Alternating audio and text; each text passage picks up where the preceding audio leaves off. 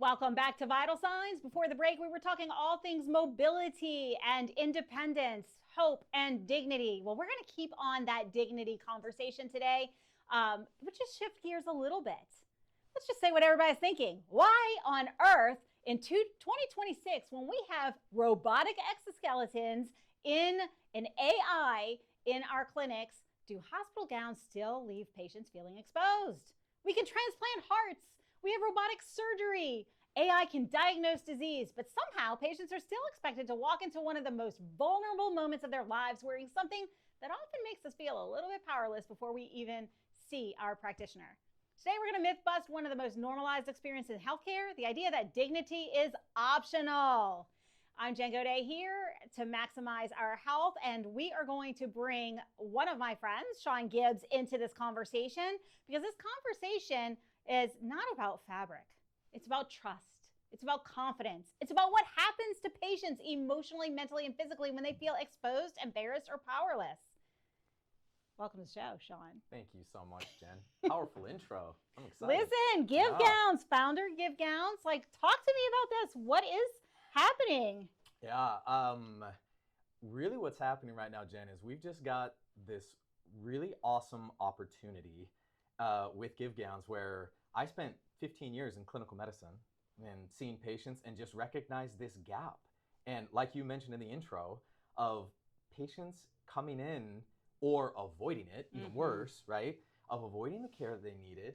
And a lot of times it was because of a previous experience that they'd had where their dignity was compromised. And so seeing that gap as a provider and recognizing that, man, people are not coming in or they're avoiding things, I decided if somebody's going to solve it, why not me?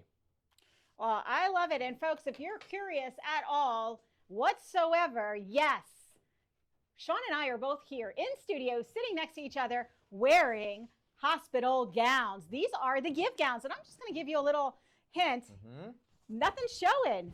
Nothing's showing. What's up now? Complete coverage. Complete coverage. Shawn, you want to give them a little twirl? Look at this. All the way in back, right? No backsides hanging out. We like that. Some innovative designs we'll talk about. So, Shawn, who decided that patients needed to lose their dignity in this conversation? I mean, really the original patient gown. I mean, if there's anybody still alive that was here when those original gowns were created, hey-o, you got some right there. Yeah, if anybody was still around, I mean, we're talking early 1900s, right? So I think it's mostly just status quo. It's just what people have been given, and they decided that I guess this is what I do when I go there, and nobody really asked why. And I think it's just more of a function of just time and what people have been used to. And so it gives us an opportunity to say, let's do something better.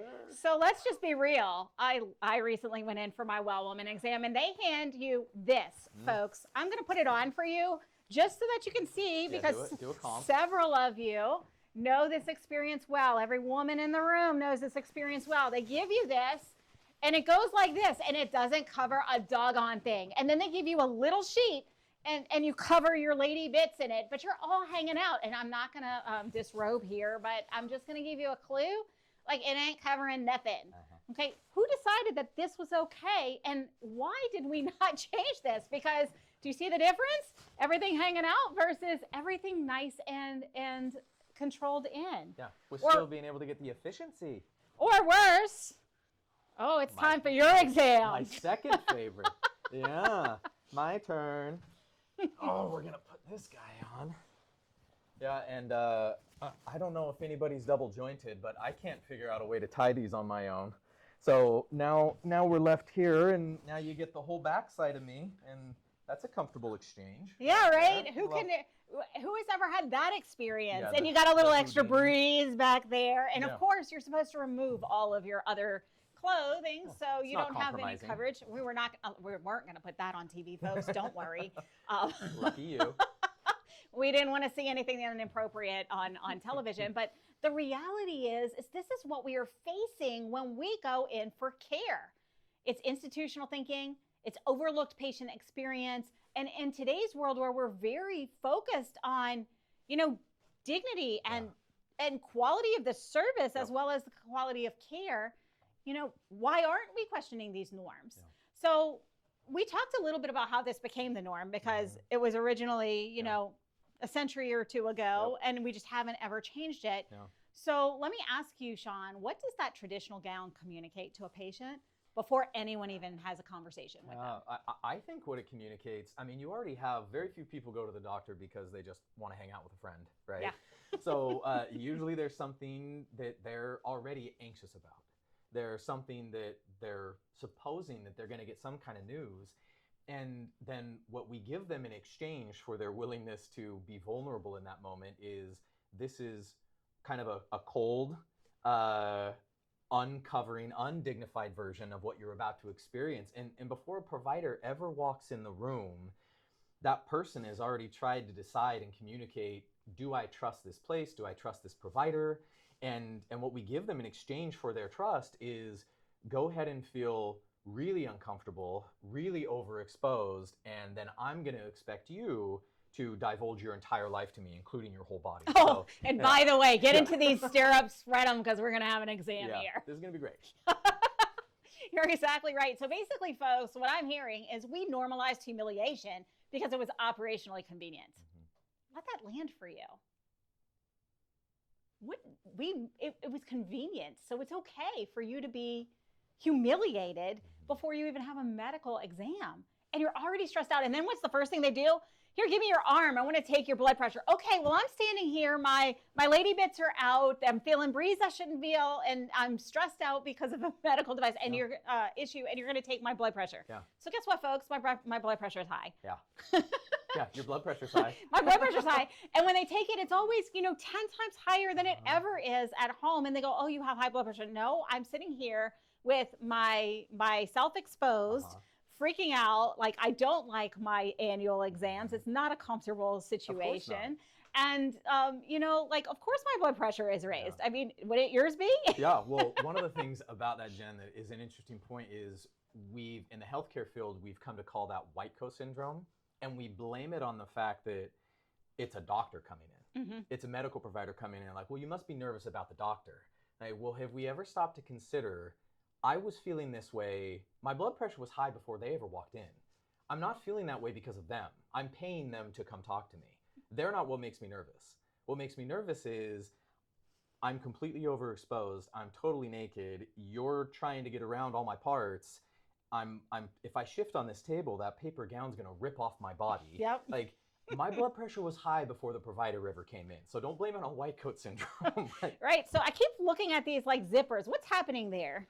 So this is one version of our gown, right? This little bit shorter length. I'm not 6 feet tall, But one of the main things that I wanted to try and do with GIV Gowns was to be able to marry, how do we make it so that, get a good view in there. How do we make it so that patients can be able to feel covered, comfortable, right?